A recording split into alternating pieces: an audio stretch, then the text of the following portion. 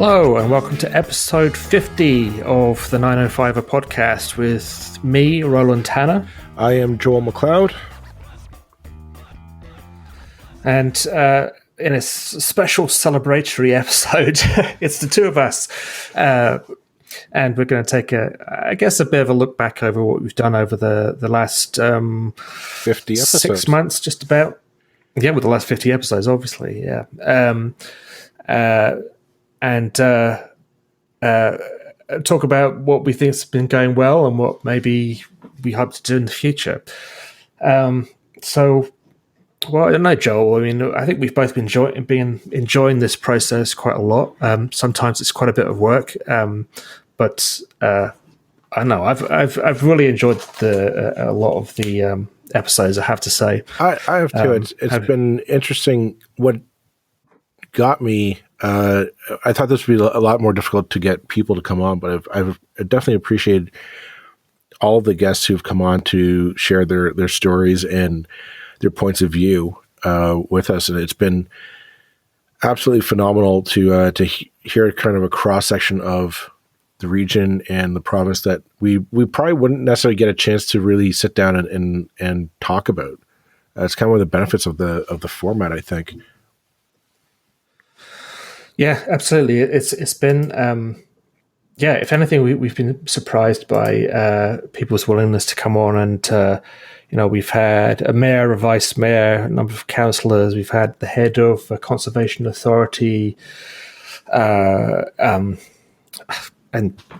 former editor of a newspaper. It's been good. We've been very heartened by that, and I think most of the people who've come on have enjoyed the experience too, and felt that it's something that they haven't been able to do before in the context of our region anyway. The other thing we should mention right up at the front is our amazing Patreon supporters, and one of the things we're introducing, and the 50th episode can be the first time we do this, is kind of a shout out to those people specifically. In coming weeks, we'll probably put it at the end of the episode, apart from our super special extra diamond level supporters. But for this first time, we just want to give a huge shout out to the following people who have been supporting us since we introduced the Patreon a couple of months ago. And they are Kyle Selms, Sean Vanderklees, Hales Borgin, and I apologize if I'm not pronouncing that right, Eric, Lynn Crosby, Mike Quackenbush, Gail Laws, and Shannon Gillies. Thanks so much, guys, for your support. It really means the world to us that you would put that kind of faith into us. And in particular, I'm going to give a extra special shout out to Mike Quackenbush, who is the king of our Patreon supporters. It really encourages us, and it does mean that we can start to do some things that we weren't able to do back in July, and that's really really important for what we're doing, and for improving the podcast every week or every month at least. Well, absolutely, and I'd extend the invitation to any of our listeners who are, if you are thinking of supporting us, please do. The links will be in the show note. But when we started this project, we weren't sure necessarily how we were going to fund it. We bounced a couple of ideas back and forth. We said, well, let's figure that out let's figure out if people actually want to hear us before we worry about how we're going to make this a go. And I think I mean, this is a bit maybe pie in the sky point of view, but I'm heartened by the fact that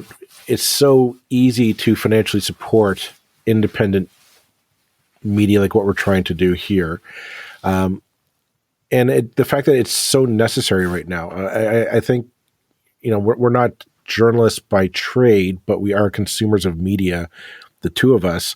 We understand the importance of an independent voice, especially in the part of the country that we live in, is that we don't have a lot of vibrant media voices to talk about the issues. We are like when we said the very first episode, we thought that our region gets passed over all the time by the big Toronto media. We're never really talked about except in the context of some election cycle every couple of years. But we're the region is transforming. I'm hoping that if you've been listening for a while, that you get the sense that we know that this region is transforming demographically, physically, financially, economically, into something I think that is a very unique part of not just Ontario, but Canada as a whole. And that we want to be, we want to put our fingers on the pulse of that to kind of see where that change is going. And I don't want to say shape it, but definitely have a say in making sure that the important issues that will shape that are heard and considered and debated. And the current traditional model doesn't necessarily work of just selling ad space. I don't see it necessarily working for this our podcasting feature here. Yeah, I think like stuff like Patreon is incredibly important to us to just get this, get our footing and get us on a solid ground that we can, we're not going to be living the high life, in a big industrial mansion somewhere in the 905. But to put it on a solid footing that this can be sustainable and we can expand it and grow. Because I think what we're doing here has legs. I really do. Yeah, and I think it's a really interesting point that the media that is coming out that is based around things like podcasts is funded by the listeners. It's funded by the people who consume it. It's not funded by advertisers primarily, at least. I don't want to throw traditional media under the bus too much, but certainly since the advent of the internet, when the internet came along, they basically started saying, our news is not worth anything. Here it is for free. And at that point, the important people in the business of news became the advertisers. And now we have the important people in the business of news being the federal government. That's very problematic. There's a sort of strange announcement from the Star this week that they're going into the casino business. I guess this is the second shoe to drop with the new ownership of right. The Star. That basically they're kind of saying, well, we can't make money from news, so we'll do the roulette wheels as a way to sort of subsidize the news. I'm not having a go at it necessarily. It's just symbolic of the strange ways that the traditional news media has sort of developed over the recent past. So what we can, in our small way, what we can offer at least is that you, the reader, well, not the reader, you, the listener, are absolutely the be all and end all of this enterprise, and what you want is what we want to provide, and that's a big deal. It's and it is actually a refreshing side of what we can do. We're refreshed by the fact that we see the podcast growing each week. We've noticed, when we first started this, we were thinking, oh my God, who's going to want to listen to this? We're just going to be two guys shouting into a microphone. And we've been encouraged by the fact that we hear back from listeners about wanting, they like what they're hearing. They're enjoying tuning in each week. It empowers us that we're not just two crackpots in the basement with microphones. Because literally that's where we record these podcasts is in our basement on the internet. So, but it emboldens us that people hear it and they want to hear more, and that they want to hear more from the guests that we have on. Which you and I have always. There've been a couple of interviews since the new year started up that you and I have, as soon as the interview ended and the other party left, you and I just said, "Oh my gosh, that was incredible!" Like how well the interview went. And And I think it's part of that's the format of the podcast. We don't have to worry about, I can only give you 30 seconds. Your time is up. I think it's great that we can let our guests have that, have their say. I was thinking of our interview with Councillor Jeff Knoll about Chief Tanner's controversy, and I thought that was an interview that I was expecting to be a little bit more confrontational than it was. I'll be honest, because it was a highly contested and very emotional topic in the public. Like, if you talk to anybody about that story, there were a lot of people who were calling for blood. They were just foaming at the mouth, angry, and I was very grateful that Councillor Knoll agreed to come on, and I thought, well, I want to hear what he has to say. I thought the interview went really well. I'll be honest, the answers that he gave did change my perspective on my opinion on it. I think we discussed in the follow-up episode, but it was one of those things that I thought that this is what the format provides us, is that it gives us a chance to actually ask questions and not say, now you have 30 seconds to give me a very simplistic answer to a very complex argument. Yeah, absolutely. And there's two things I'll add to that. One is, huge credit to people like Councillor Knoll, who are willing to come on and spend a full half hour with us. The easy thing to do when you're facing criticism is to say nothing and wait for it to be yesterday's news. And to an extent, we put in the request for an interview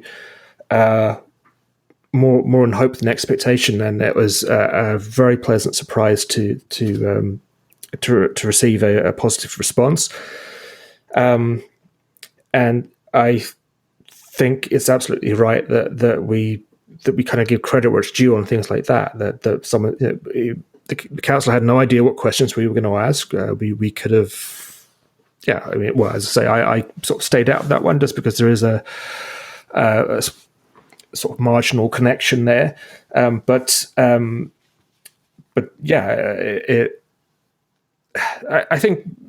hope people, whatever you think about a particular issue, when a person who's in the public who can in a moment say something that will get them into deep trouble, does choose to come on and speak, that's important, because we know that in politics very often, the more difficult the subject, it's just like, don't say anything. That's the smart political thing to do, is to say nothing.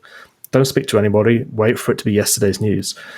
And to not choose that route is really good. Well, I'll be honest. I've been pleased with a few of those. I mean, again, credit to Mayor Mead Ward of Burlington. She came on as well, and we've been critical at various points about various things, but she came on and spoke to us, and that's awesome. And it's good that people are willing to sort of show their faith in a new entity in that way, and a new way of communicating with people that's so different from the traditional way we've interacted with politicians. Well, I think that's the trick, though, is that the previous way of doing it was always you hope that you get a spot on the CBC for 2 minutes or 3 minutes to say your piece, and you carefully script your answers. I'd rather have somebody come on and say, and I'd rather interrupt them and say, no, I want you to elaborate on that point. I don't want the 30-second soundbite. I want the detailed answer. That we're gonna have to we're gonna have to go and spend another 5 minutes or so just going into it. The same as I'm just looking through our list of previous episodes here. I was thinking also our interview with Hassan Bassett and Janet Sumner on the conservation area of legislation that the provincial government brought down. That was a great episode to go into environmental policy, and just how that the education side of it, but also the fact that we had a good understanding of just what the consequences are of this legislation. Yeah, with two people who really know the subject backwards, forwards, and upside down, that really that really helps, because we're all dealing with a situation where we're relying on our news usually coming through, filtered through media. Well, it's crazy in this day and age that to hear someone speak directly is such a novelty, but it is kind of a novelty particularly in the 905. You might, if you live downtown Toronto, you might well hear your people more often. But I as far as I know, the CEO of a conservation authority is not a regular visitor on any media that I know of in our region. So that's very pleasing when you can kind of provide a forum in that way. You already mentioned the young adults who have been at the forefront of the anti-racism campaign in schools in Hamilton and York. That was a phenomenal conversation, because they were all such extremely intelligent, articulate,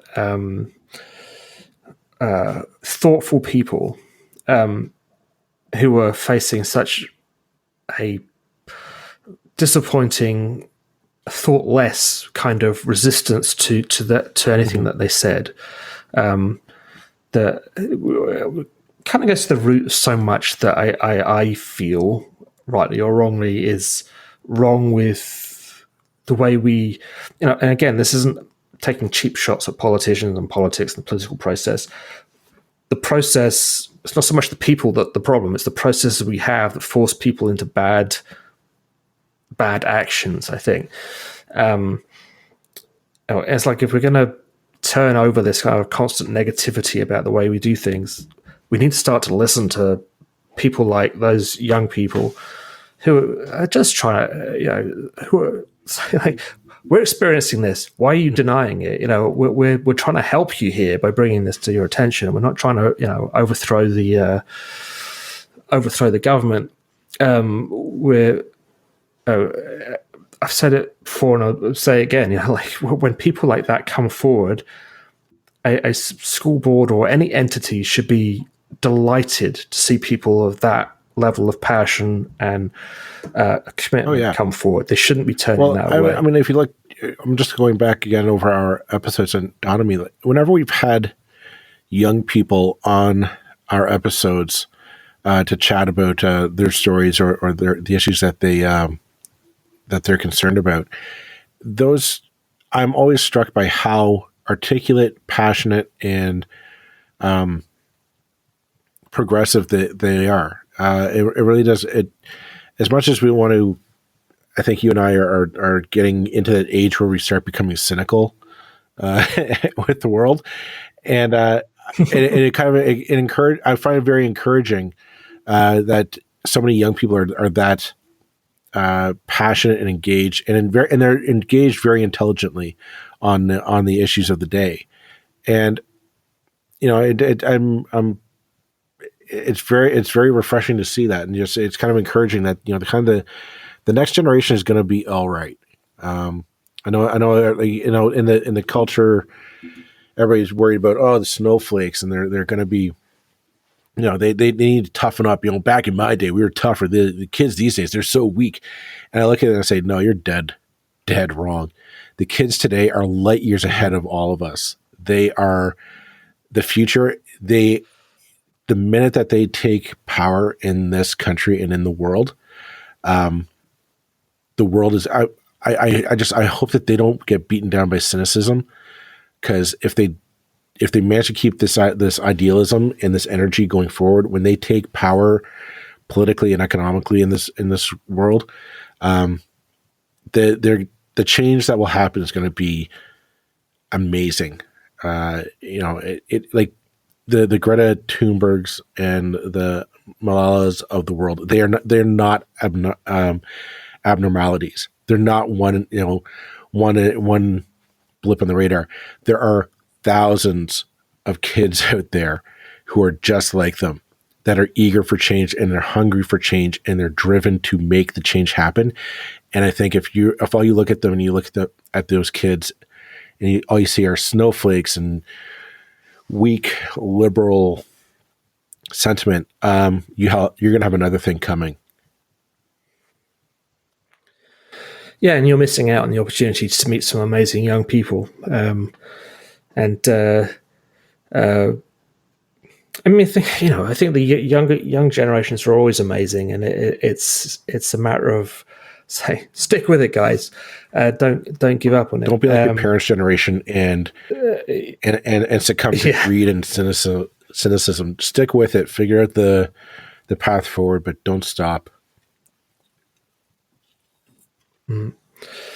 Yeah, I couldn't agree more on that one. That's for sure. Well, I'm curious to know what are our plans going forward? Do we have any? Yeah. Well, do we have any? Yeah. You know what? If we had a little bit more time to plan and organize, that would be nice. I have to say, and we're actually at the moment talking to some potential volunteers and things like that, and it's awesome for people to come forward to do that. Yeah, I mean, there's no shortage of things to talk about. When we were discussing our kind of wish list for the next month or so, you quickly realize that there's way more things to talk about than you're ever going to have time to do.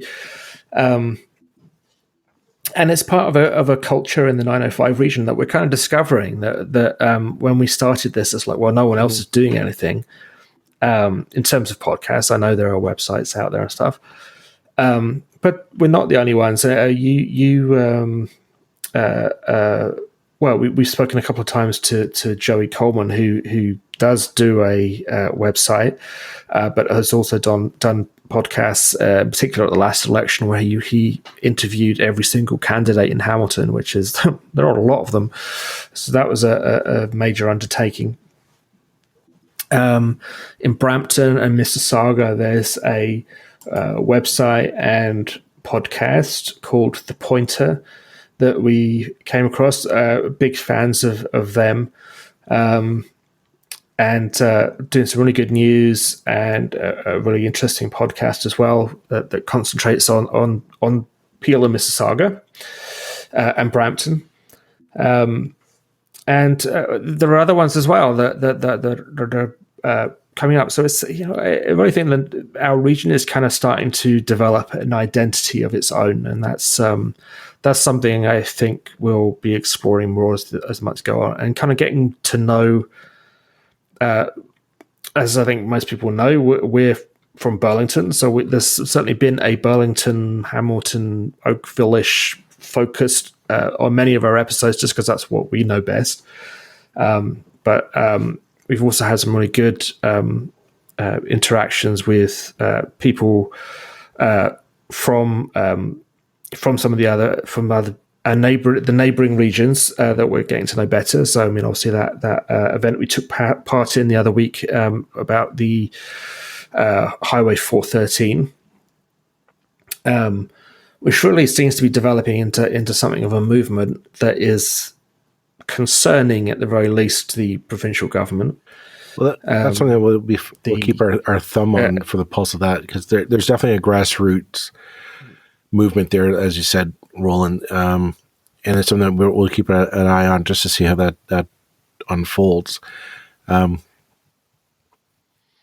I think that it's maybe too early to say, but it suggests to me, the 905 is changing. That this perception of it as being, I think in the first episode we said, that the 905er, we chose that name because it's an insult. It's an insult of people who live in Toronto against the sort of suburban, boring, tedious, uninteresting people who live out there beyond the outer darkness of whatever. And reclaiming the word. And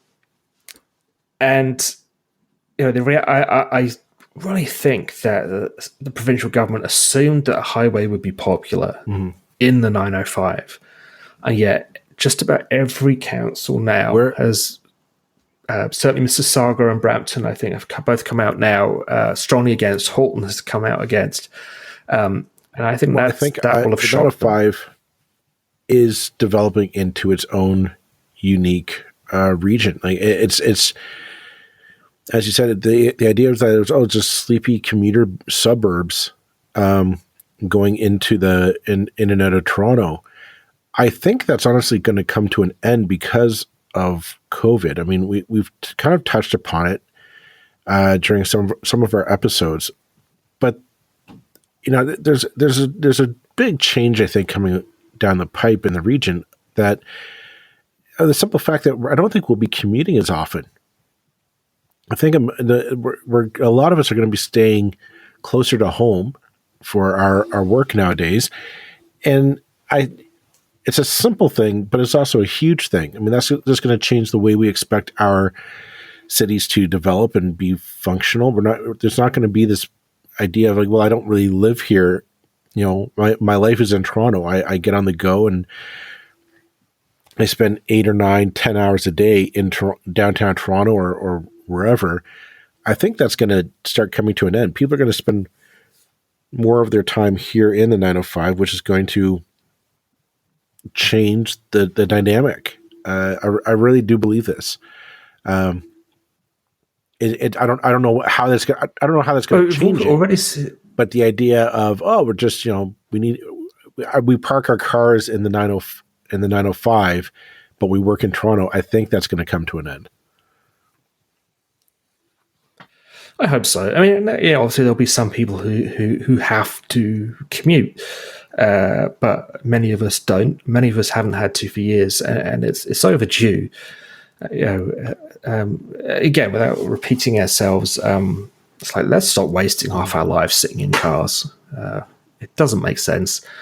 I was listening to another person I'm a huge fan of, Boris Johnson, in the UK, who pronounced this week, "Oh no, everybody's going to get back on. No, everything will be back just like it was before."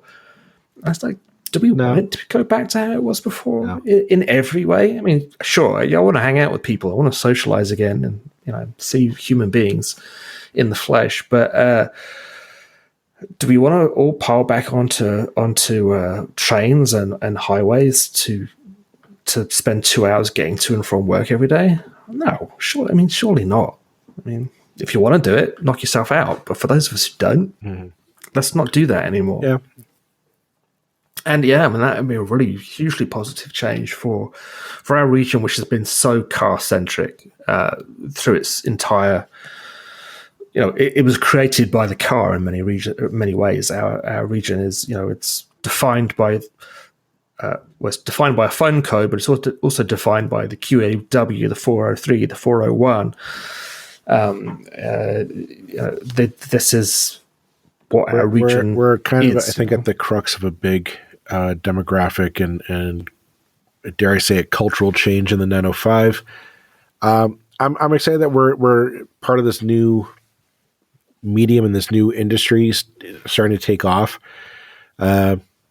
I you know what, I think we're going to start wrapping it up because I don't think we need to drone our listeners on too much. But I would say if you've been enjoying what we've done for the last 50 episodes and you want us to be here for the next 50, please like, share, rate us on iTunes, Spotify, wherever you listen to us.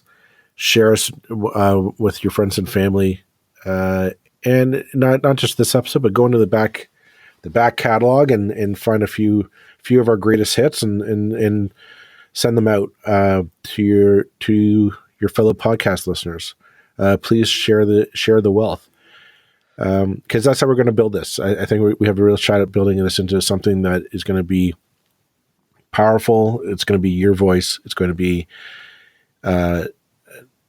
we're going to be here for you guys. So if you like that, please like, share, help us grow.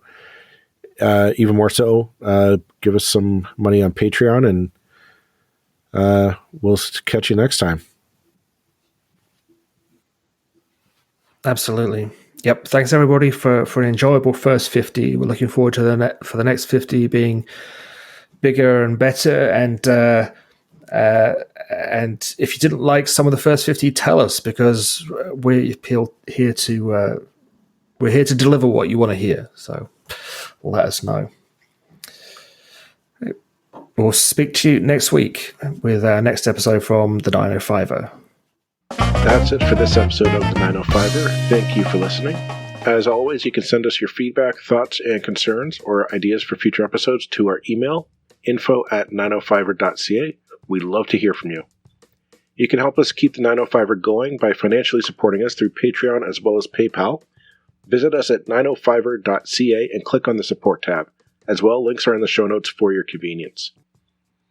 Lastly, you can find us on social media. Search for _905er on Facebook, Twitter, Instagram, and LinkedIn. So long for now. See you next time.